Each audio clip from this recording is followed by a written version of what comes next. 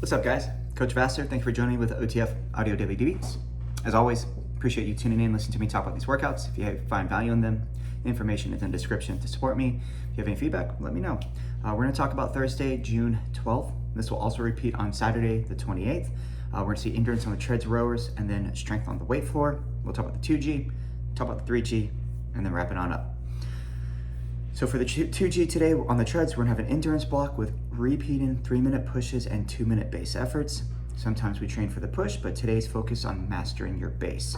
The rower, we're gonna see two 250-meter push efforts. Set your time in the first, try to match your beat in the second. And then on the floor, block one features paired movements. The second exercise builds on the first. In block two, we bring the burn with a core blast. Benches are going to be needed to be out and obviously using dumbbells. For the treadmills, we're going to see a 23-minute tread block. 3-minute push, 2-minute base. It's 5 minutes. So we're going to see that for 4 rounds, and then a 3-minute push where we increase the intensity for the final minute. Okay, that increase of intensity, talk about later, but the priority today is to maintain base efforts. Lower push intensity as needed. So there's going to be 2 trains of thought here. One, maintain, do the same thing, be conservative and be able to hold your base afterwards, or start aggressive on the push and then taper back throughout. The main thing is knowing that we have long intervals here. We should see a nice ebb and flow of the heart rate. Okay. Recommendation that I personally would do for members is go conservative, because the priority is that base, right? Whatever they establish in the warm-up, we're never going any slower than that, okay?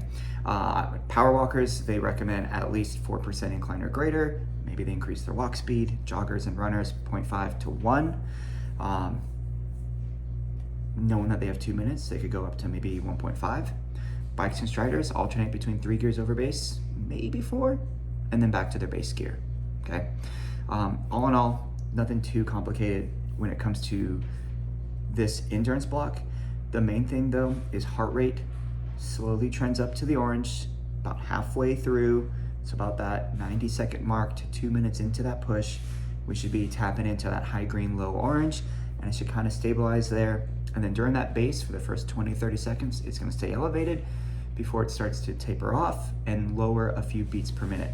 And once again, if we could kind of fluctuate between that threshold of 82, 83, 84% and kind of bounce between green and orange, that is a really good thing to see on an endurance focus like this today. And keep in mind, it should also be about the effort. The push is uncomfortable, but the base is active recovery, yet still work, okay?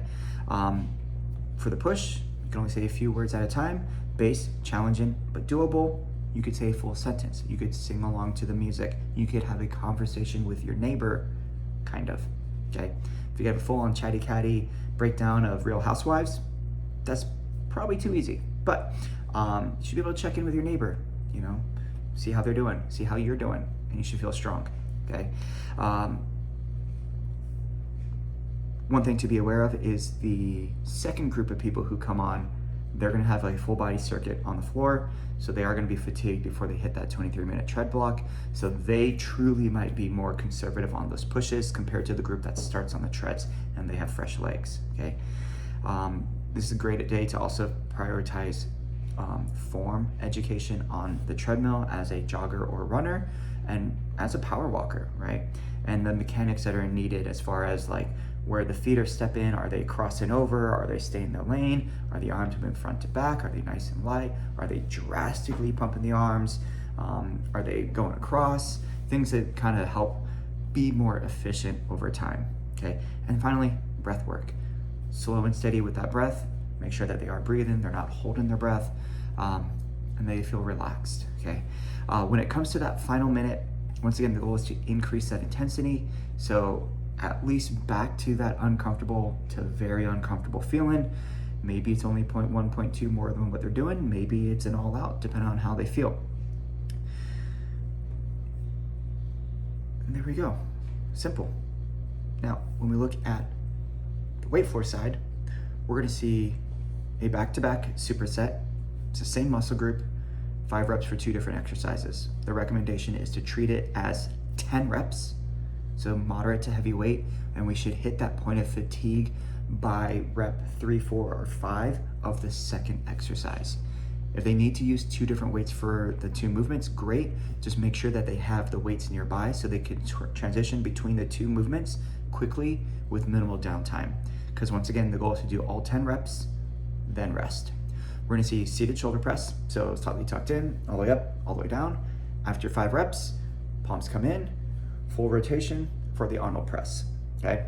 So simplicity into some complexity. They're gonna do 2 rounds of that. They'll hit the 250-meter push row, use their stored programs, then they come back to the weight floor. Now it's gonna be goblet squat into a sumo squat. So for the goblet squat, it's gonna be up here. It's gonna pre-fatigue the core because they're gonna have to keep that torso more upright, but then they're gonna widen the stance, drop the dumbbell, arms are straight, into a sumo squat. Now obviously targeting a little bit more of the inner thigh and the lateral glutes. They might feel a little bit more pull in the upper back from that weight trying to pull them forward, and they've got to keep that upper back tight. Same thing, 5 and 5, rest, 2 rounds, and then they hit their second and last row attempt. Can they match or beat their row time? Finally, they come back to the floor, body weight. Bench push-up, bench tricep push-up. So they're gonna start with their hands slightly outside their shoulders, elbows come out about 45, and then they'll bring the hands in, and then inside of the arm rubs against the rib. What we wanna see also is, since we have the bench, you could also give them like a visual target. Their nose should go to the far side of the bench rather than right in the middle. And that's gonna allow them to kind of shift and come down so that their fingertips are gonna be more in line with the armpit rather than out here with the elbows flared out. Because once again, elbows are tucked, just like if they were doing a dumbbell chest press. And in fact, if people have any wrist issues, they could do dumbbell chest press for 5 reps and then rotate and then close grip chest press. Just keep in mind that there was close grip chest press on the day before. So if they did do that Wednesday workout, just be smart and mindful of it.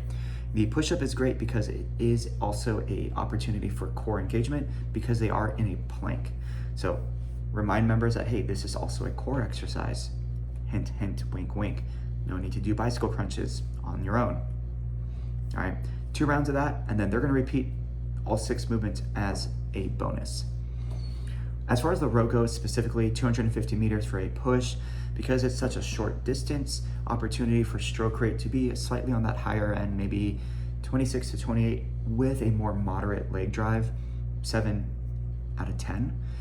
If this was like a 400 or 500 meter row, then probably still higher stroke rate, but lower leg drive because they'll be able to use momentum to keep them moving. But with this shorter distance, we could keep the energy high and truly get uncomfortable, allow that heart rate to kind of spike up by the end.